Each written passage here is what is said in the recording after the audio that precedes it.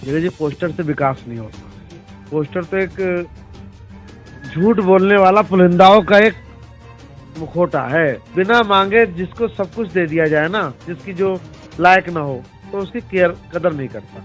तो हाल हमारे विधायक जी का हुआ। बिना मांगे जिसको सब कुछ दे दिया जाए ना, जिसकी जो लायक ना हो, तो उसकी कदर नहीं करता। तो हाल हमारे विधायक जी का हुआ। सर्वजन का उन्होंने नारा दिया कि सभी लोग उन्हें वोटिंग कर रहे हैं। उन्होंने कभी ये नहीं कहा कि मेरा एक ही समाज मुझे वोटिंग करता है। उन्हें सबको समान रूप से देखा है। तो उनके लिए ब्राह्मण भी उतने ही है, दलित भी उतने ही है, उतने ही अन्य जातियां हैं।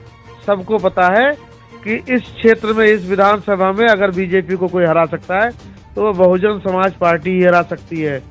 हमारे में ही बूता है कि हम हरा सकते हैं। बाकी पार्टियां तो सिर्फ अपना समय काटने के लिए चुनाव लड़ रही हैं। ये जितने तीनों लड़ रहे हैं, इनमें मैं ही हूँ जो पिछले कई सालों से शहर विधानसभा के लिए लड़ रहा हूँ। बाकी तो अपनी बाप की विरासत पर लड़ने आए हैं। मैं हूँ अकेला जो लड़ रहा हूँ। कांग्रेस है, वो अपने बाप की विरासत लेके आए हैं। अतुल गर्ग है, वो अपने बाप मेयर थे, उनकी विरासत से चल रहे हैं। बाकी विशाल वर्मा जी आए हैं, वो अतुल गर्ग के द्वारा मैनेज प्रतिनिधि है। उन्हें तो लग रहा है जितना बहुजन समाज पार्टी का कुछ वोट जबरदस्ती तोड़ लो तो बसपा कमजोर हो जाए। मैं समता का सपोर्टर हूं। मैं मनोज अंतानी रिपोर्टर हूं। आप देखना शुरू कर चुके हैं समता आवाज टीवी और मैं हूं आज गाजियाबाद के विजयनगर में। हमारे साथ बड़े ही सम्मानित बहुजन समाज पार्टी के प्रत्याशी माननीय के शुक्ला जी हमारे साथ मौजूद हैं। आइए जानते हैं गाजियाबाद की समस्याएं, उनके निदान और इनके जीतने पर इनकी प्राथमिकता क्या रहेंगी। लेकिन पहले जानते हैं इनका पारिवारिक परिचय, इनका व्यक्तिगत जीवन परिचय। सर, आपका स्वागत है समतावाद जी। धन्यवाद। सर, अपने बारे में थोड़ा हमारे दर्शकों को बताइएगा। कहाँ से आपका राजनीतिक जीवन शुरू किया, कहाँ तक आपकी शिक्षा है, परिवार में कितने सदस्य हैं? मेरी राजनीतिक कैरियर तो यही गाजियाबाद का है। पिछले 28 साल वर्ष से इसी शहर विधानसभा में मैं रहता हूँ। मतलब यही पैदा हुआ हूँ, यही मैं रह रहा हूँ। शिक्षा में पोस्ट ग्रेजुएट हूँ, मैकेनिकल इंजीनियर हूँ और मेरा व्यवसाय भी अपना। प्राथमिकताएं आपकी जीतने के बाद, जैसा कि हमने इधर ग्राउंड रिपोर्टिंग की है गाजियाबाद के अंदर, पिछले 4 महीने से लगातार हम बसपा के लिए ग्राउंड रिपोर्टिंग कर रहे हैं, तो कहीं ना कहीं कुछ लोगों में संशय भी है।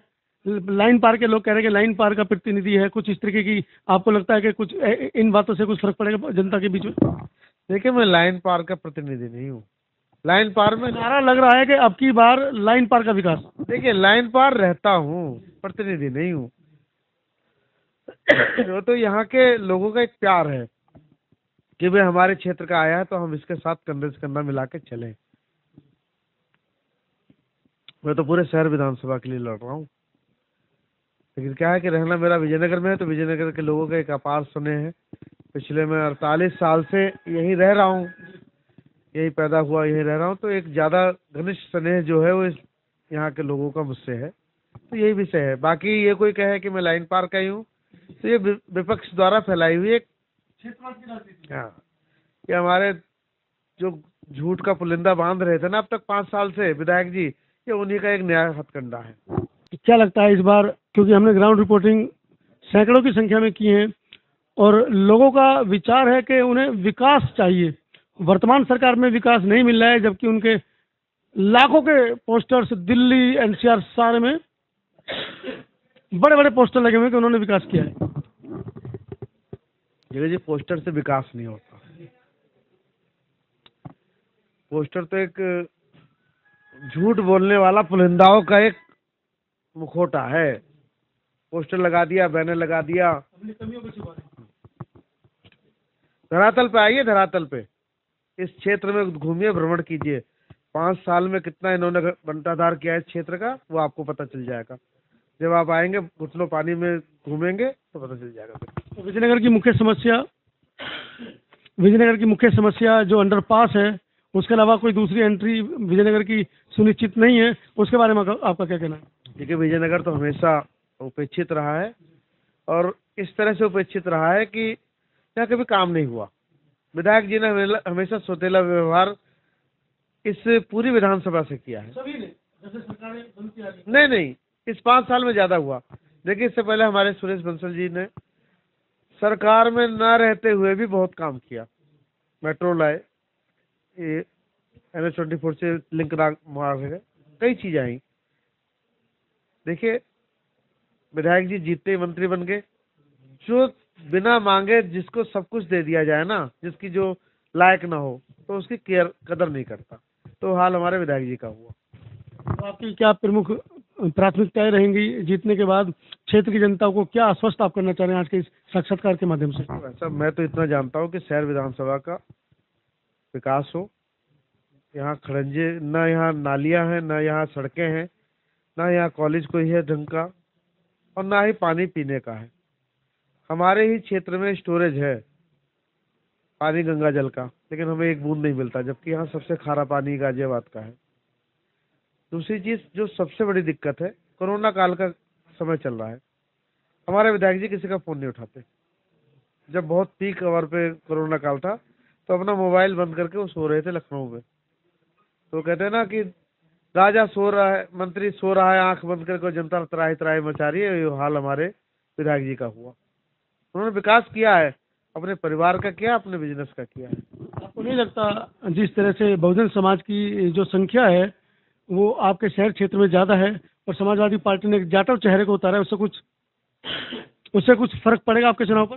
देखिए, बहन जी का आशीर्वाद है, और बहन जी इस विषय पे सबसे पहले यहाँ जो उनके समाज है, सर्वजन का उन्होंने नारा दिया कि सभी लोग उन्हें वोटिंग कर रहे हैं। उन्होंने कभी ये नहीं कहा कि मेरा एक ही समाज मुझे वोटिंग करता है। उन्हें सबको समान रूप से देखा है। तो उनके लिए ब्राह्मण भी उतने ही है, दलित भी उतने ही है, उतने ही अन्य जातियां हैं। तो मैं नहीं समझता कि कोई ये कहे कि जी मैं उस जाति का आया हूँ तो उसकी वोट तोड़ लूंगा, उसकी वोट तोड़ लूंगा। हम सब एक हैं। इस बार क्षेत्र की जनता विकास को वोट देगी, जात पात पर नहीं लड़ेगी? बिल्कुल देगी, और अतुल गर्ग द्वारा मैनेज किए हुए प्रति उसको नहीं देगी।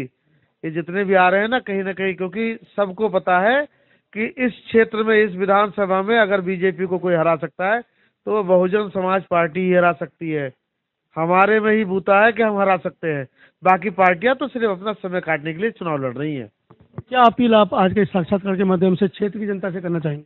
मैं तो ये कहना चाहूंगा क्षेत्र की जनता को कि जितने लोग भी यहाँ आए हैं चुनाव लड़ने, एक भी कभी इस क्षेत्र में घूमने नहीं आया होगा कि देखे के क्षेत्र में, शहर विधानसभा में आज तक किसी ने आके आवाज नहीं उठाई होगी। हम पिछले 25 साल से इस शहर विधानसभा के लिए आवाज उठा रहे हैं।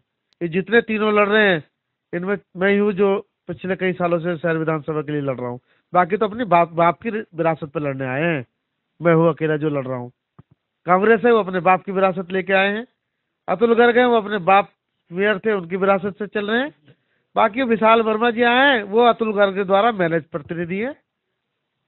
उन्हें तो लग रहा है जितना बहुजन समाज पार्टी का कुछ वोट जबरदस्ती तोड़ लो तो बसपा कमजोर हो जाए। कुछ बड़े चेहरे भी आज उनका प्रेस कॉन्फ्रेंस थी, उसमें कमल जाटव, मोहनलाल और भी बहुत सारे बहुजन समाज पार्टी के बड़े चेहरे आज उस मंच पर बैठे थे। उससे कुछ आपको लगता है फर्क पड़ेगा? कोई फर्क नहीं। बहुजन समाज पार्टी बहन मायावती जी में विश्वास करती है, और पूरा दलित और पूरा और समाज बहन जी पे विश्वास करता है। तो लोग सब बैठ के होंगे किसी विषय पे, बाकी कुछ नहीं कहीं किसी का। आपने सुने माननीय बहुजन समाज पार्टी के प्रतिनिधि माननीय के शुक्ला जी के विचार। जैसा कि इन्होंने स्पष्ट बताया कि क्षेत्र का विकास, जैसा कि हमेशा बहुजन समाज पार्टी की 4 सरकारों में रहा है, 5वीं बार भी इस बार जब बहन जी की सरकार बनेगी तो क्षेत्र का विकास प्रमुख वरीयता में रहेगा। यहाँ पर मैं आपको बताता चलूँ, 3 तारीख से पहले 2 तारीख आगरा में बहन जी आ रही हैं। जो लोग ये कहते हैं कि बहन जी अपने महल से बाहर नहीं निकलती हैं, ये उनके चेहरे पर एक करारा तमाचा है। 2 तारीख को आप आगरे में जाइएगा और लाखों की इस भीड़ को देखकर शर्म से मर जाइएगा।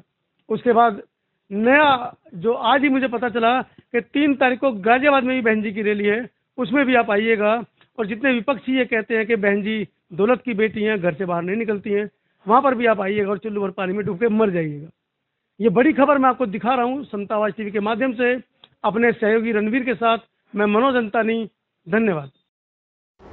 सब्सक्राइब करें आपके अपने चैनल समता आवाज टीवी को, बेल आइकन दबाना ना भूलें सबसे पहले हमारी वीडियो देखने के लिए।